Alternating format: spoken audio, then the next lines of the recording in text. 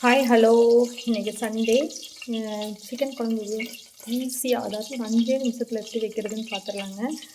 So 5 மினிட்ஸ்னு சொல்ல முடியாது, ஒரு 1/4 மணி நேரம்னு வச்சுக்கோங்களேன். ஸோ ஃபஸ்ட்டு வந்து நம்ம குக்கர் வச்சுருக்கேன், சின்ன குக்கர் தான். அதில் வந்து குருமிளகு போட்டிருக்கேன். ஏன்னா சளிக்கெல்லாம் நாட்டு கோழி சிக்கன் குழம்பு ரொம்ப நல்லதுங்க.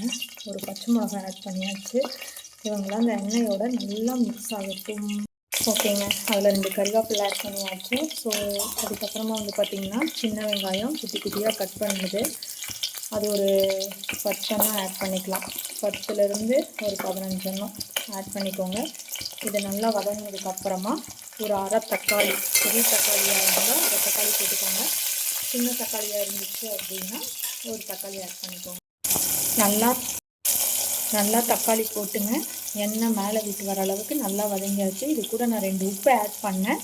எல்லாம் சேர்த்து நல்லா வதங்கிடுச்சு. அதுக்கப்புறமா நான் ஒரு மசாலா வந்து அரைச்சேன். அது என்னென்னங்கிறத இப்போ உங்களுக்கு சொல்லிடுறேன். தனியாக ஒரு கடாயில் ஒரு 20லேருந்து ஒரு 30 சின்ன வெங்காயம், வரமிளகா, வெள்ளைப்பூண்டு, இஞ்சி, பட்டை, சோம்பு, கசகசா, அதுக்கப்புறம் குருமிளகு, 2 கருகாப்பில், இதெல்லாம் நல்லா நல்லெண்ணெய் ஊற்றி வதக்கி ஆற வச்சு அரைச்சாச்சுங்க. ஸோ அந்த அரைச்ச விழுதை தான் நான் இப்போ இதுக்குள்ளே ஆட் பண்ண போகிறேன். இந்த விழுதை ஆட் பண்ணிட்டோமா, இதோட பச்சை வாசனை போக வரைக்கும் ஒரு 5 மினிட்ஸ் அப்படியே எண்ணெய் வெளியே வந்ததுக்கப்புறமா நம்ம இதில் சிக்கன் ஆட் பண்ணணும். ஓகேங்க, இப்போ வந்து நல்லா ஆயிலில் அந்த மசாலா வந்து அந்த பச்சை வாசனை போயாச்சு. அதுக்கப்புறமா நான் வந்து ஒரு 3/4 கிலோ கறி வந்து வாங்கி வச்சுருக்கேன். நான் குழம்பு வந்து அளவாக தாங்க வைக்கிறேன். ஸோ நைட்டுக்கும் இப்போ மத்தியானத்துக்கு மட்டும்தான் வைக்கிறேன். ஸோ அதனால் ஆனியன் வந்து நான் கம்மியாக தான் சேர்த்திருக்கிறேன். உங்களுக்கு குழம்பு நிறையா வேணும் அப்படின்னா வதக்கும் போது நீங்கள் இன்னும் கொஞ்சம் 10லேருந்து 15 ஆனியன் நீங்கள் அதிகமாக ஆட் பண்ணிக்கோங்க. உங்கள் குவான்டிட்டிக்கு தகுந்த மாதிரி வாங்க.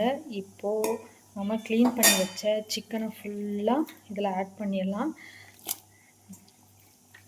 எனக்கு குழம்பு கம்மியாக வேணும் அப்படிங்கிறதுனால தண்ணி வந்து நான் கம்மியாக தான் ஆட் பண்ணியிருக்கிறேன். பார்த்தீங்களா? ஸோ அந்த மிக்ஸி ஜார் கழுவி அந்த வாட்டரை ஆட் பண்ணி எனக்கு எந்த அளவுக்கு திக்னஸ் வேணுமோ அந்த அளவுக்கு நான் ரெடி பண்ணியாச்சு. இந்த டைமில் வந்து நீங்கள் உப்பு சேர்த்து டேஸ்ட்டு பார்த்துட்டு 2 கருவேப்பிலை தூவி 2 சோம்பு இருந்துச்சுன்னா அதையும் மேலே தூவி அப்படியே குக்கரை மூடி விட்டுருங்க. ஸோ நான் வந்து இப்போது 8லேருந்து ஒரு 9 விசில் விட போகிறேன், ஏன்னா கறி நல்லா வேகணும்னு. ஸோ நீங்கள் கறி வேகிறதுக்கு தகுந்த மாதிரி விசில் விட்டு இறக்கலாம் ஃப்ரெண்ட்ஸ். இறக்கிட்டு நான் உங்ககிட்ட காமிக்கிறேன்.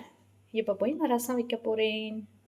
பாருங்கள், சூப்பரான குழம்பு ரெடி ஆகிடுச்சு. இந்த குழம்பு வந்து இட்லி, தோசை, சப்பாத்தி, ரைஸ் எல்லாத்துக்குமே சூப்பராக இருக்கும் ஃப்ரெண்ட்ஸ். ஆனால் ரொம்ப ஈஸியாக செஞ்சிடலாம். ட்ரை பண்ணி பாருங்கள். லைக் பண்ணி சப்ஸ்கிரைப் பண்ணிக்கோங்க. தேங்க்யூ. பாய். see you.